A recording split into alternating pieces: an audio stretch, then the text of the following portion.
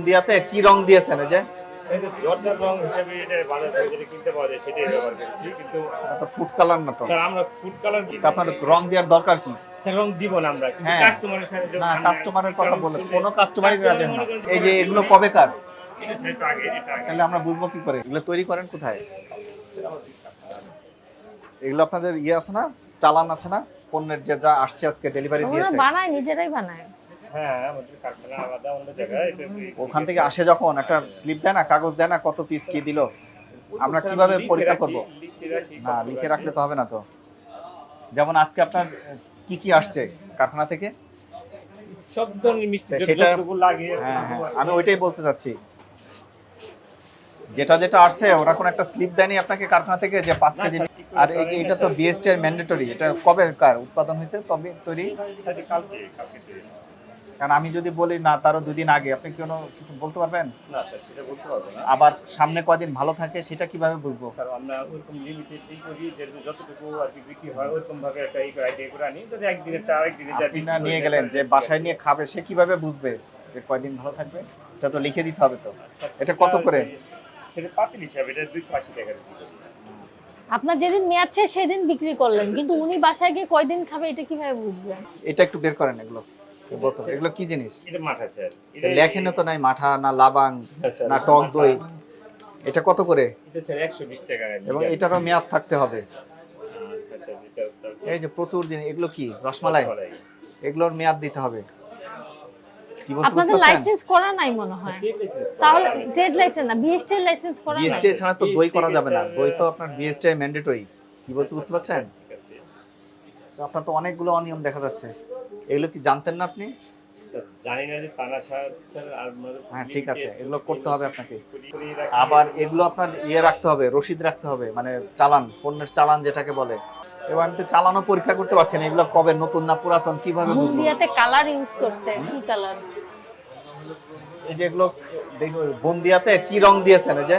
সেটা জর্দার রং হিসেবে এটা বাজার থেকে যেটা কিনতে পাওয়া যায় সেটাই ব্যবহার করেছি, কিন্তু এটা তো ফুড কালার না তো। স্যার আমরা ফুড কালার বলতে স্যার বাজারে যেটা আর কি কিনতে পাওয়া যায় সেটাই আমরা কিনি। তা আপনার রং দেওয়ার দরকার কি? স্যার রং দিব না আমরা, কিন্তু হ্যাঁ। কাস্টমারের সাথে না, কাস্টমারের কথা বলেন, কোন কাস্টমারই রাজি হয় না। মনে করেন যে কালার না হলে পরে তারা নিতে চায় না। কাস্টমার জিনিসগুলো বলছে এরকম রং হয়ে গেছে। দেন, হ্যাঁ, স্যার? কাস্টমার বলে কাস্টমার আরো রং দেন। ছাড়াই চায় এখন।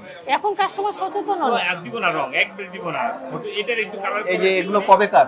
এটা স্যার একটু আগে, এটা আগে। তাহলে আমরা বুঝবো কি করে? কাস্টমার বুঝবে কি করে? তাকে তো বলবেন যে আজকের জিনিস। দেখেই বুঝা যাচ্ছে খারাপ হয়ে এগুলো তো রসিদ রাখবে আপনার চালান। ওই যে মাসি বসে আছে। পাচ্ছি না হচ্ছে। সর্বোচ্চ চেষ্টা করি, কারণ আমাদের সব লোকাল। আপনার ব্যবসা কত বছর করেন? স্যার আমি সেটা 10-15 বছর। অনেক পুরাতন ব্যবসায়ী। তাহলে আপনার তো অনেকগুলো অনিয়ম, এগুলো আপনি ঠিক করেন না কেন? এই যে এতগুলো দই দেখলাম, এখানে কোনো রসিদ নাই, কবে এনেছেন, মেয়াদ দেন নেই। কি বলতে বুঝতে পারছেন? এরপরের থেকে আমি বলি প্রত্যেকটাতে মেয়াদ বসাতে হবে, এখানেও ডিসপ্লে করতে হবে কোনটার কত মেয়াদ, কতদিন, বুঝতে পারছেন? তারপরে পণ্যের চালান রাখতে হবে, আমরা যাতে পরীক্ষা করতে পারি।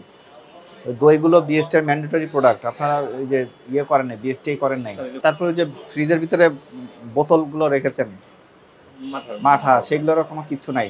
আপনি একজন পুরাতন ব্যবসায়ী, আপনার তো এগুলোর মেনে চলা উচিত ছিল না? আপনার ভুল হয়েছে, বুঝতে পেরেছেন?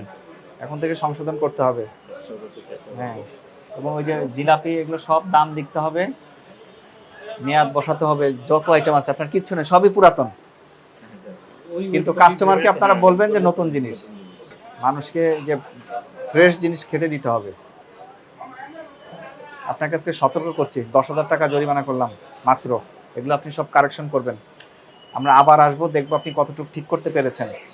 এটা আপনার দোকান? এই সবগুলো আছে এখন, যা যা লিখছেন সব লিখে দিচ্ছেন, তাই তো? পরিষ্কার করে লেখেন, একটু বোঝা যাচ্ছে। এখানেও লিখছে, সবাই একই দাম। খাসি কত করে? 1200। তারিখ পরিবর্তন করেন,